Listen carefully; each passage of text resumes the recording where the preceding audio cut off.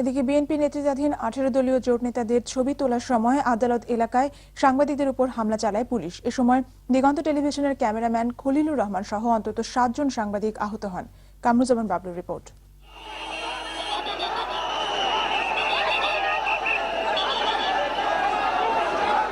জামিন না পাওয়া 18 দলীয় জোট নেতাদের পুলিশের প্রিজন ভ্যানে ওঠানোর ছবি তোলার সময় এভাবেই সাংবাদিকদের উপর হামলা চালায় পুলিশ। পুলিশি হামলায় আহত হয়েছেন অন্তত 7 সাংবাদিক। মুহূর্তের মধ্যে আতঙ্ক ছড়িয়ে পড়ে পুরো আদালত পাড়ায়। মারাত্মকভাবে আহত দিগন্তের ক্যামেরাম্যান মোহাম্মদ খলিলুর রহমানকে ইসলামী ব্যাংক সেন্ট্রাল হাসপাতালে ভর্তি করা হয়েছে।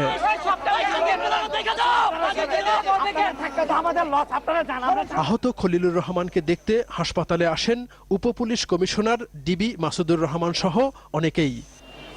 কামরুজ্জামান বাবলু, দিগন্ত টেলিভিশন, ঢাকা।